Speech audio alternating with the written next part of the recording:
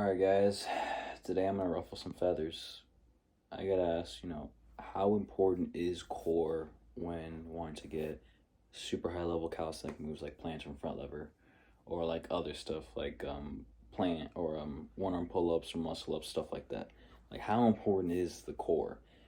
And I'm gonna be controversial. Man, that shit does fucking nothing, bro. Oh my god.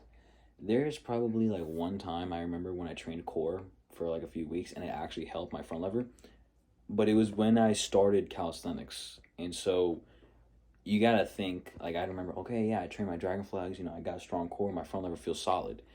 And then I remember I was just like, wait, okay, was it the core that was weak, or was I just weak in general? And like that helped a little bit. And so I'm leaning more towards that. I'm like a little bit biased towards that because I genuinely think that training core is a waste of time. I swear to God, bro, the only time I train abs is when I want them to look good. That's it. I never train them for performance.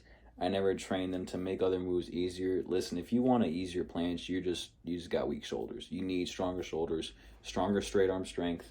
And, if you got that, I'm pretty sure it's all you need. If you can lift your legs like you do like I don't know what's called, like a lower back one, where like you lift your legs off a inclined surface, your lower, and it works your lower back. I'm gonna be honest, if you can hold yourself like that, or like get in a planche lean and just lift one leg, and you're not struggling, what the fuck are you doing that for? That's clearly not a weakness. But if that is a weakness, then yes, you should train it. But is core super important? No.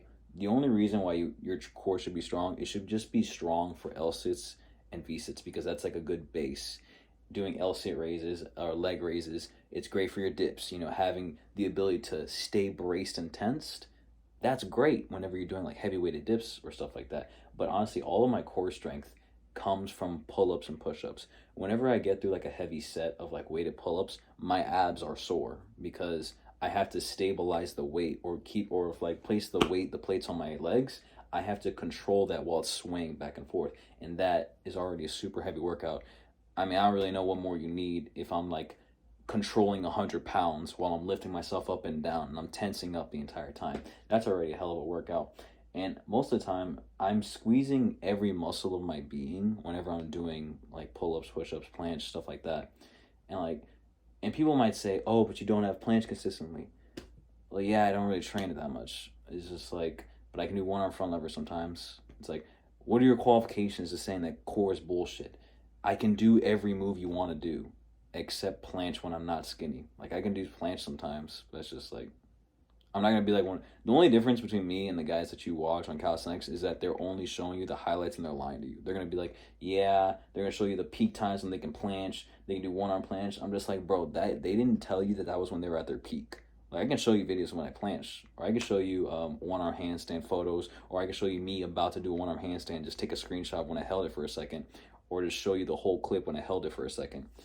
But people don't really believe that, and people are just like, oh, you gotta do your leg raise, you gotta do your abs. I only train my abs to look good naked. There is no other reason to train abs. They really don't serve that much of an important function for calisthenics, mainly because everything is relying on the actual big compound muscles like your back and shoulders. Everything else is just supplementary. Like when I got my human flag, I didn't train abs. I just had a retarded pushing power in one arm pull ups. It actually got way easier when I got my one arm pull ups. When I got one arm pull up strength, that's when the human flag got way easier. I'm breaking so many minds right now, so many beginners. So yeah, core is bullshit. You don't really need to train core. I would say you should go through a phase at least of when you train core while you're in the beginning phase of like doing your L sits. The guys who train core really hard in like super elite levels, the only reason they do that is because when you're an athlete, you want to get as much juice out of the squeeze as possible. And so when you're doing stuff that's like, it'll only get you 1% better, like that's really what core is, just going to get you a little bit better, not really enough to where it make a difference. But when you're an athlete, you want to get as much of a chance as you can. So that 1%, it might be worth it for you. That's why you see all the elite guys still train core sometimes. It's just because they know they don't really give a shit about it and it doesn't do much. But that 1%, just that little bit more, that extra couple sit-ups, it might be the reason why they win. So in core, let's say for front lever. Okay, front lever is just primarily your back. If you have strong back and weak core, then the only thing it would be just your hinge. Whenever you're like in the movement and you just squeeze up. If you can just, it really isn't that hard. Like if you like genuinely like just train your pull-ups or just do front lever negatives, just train the movement itself and you wouldn't have to worry about the core aspect. And again, with the core thing, it's kind of just like a misconception, just because that, oh, it involves a lot of core strength, it involves a lot of core strength. Brother, I haven't trained abs in years, and I can do most of the movements that most people are training for. And I think that's just a valid take, just because of like, okay, I'm doing it, why can't you do it? I don't train core, so that probably means you don't need to either. You can if you want to, but it's not needed for real, for real. So yeah, that's kind of like my take. Does training core actually matter? Not really. I mean, the only reason why core would also be good is if you're like a fighter. So when I did wrestling, what was really strong, or we'd be really sore, was when someone would like do a tie right here and just rip my guts out. It was fucking painful. And when I trained like twist movements, then, you know, it's very useful. So that way you don't get just knocked off the map.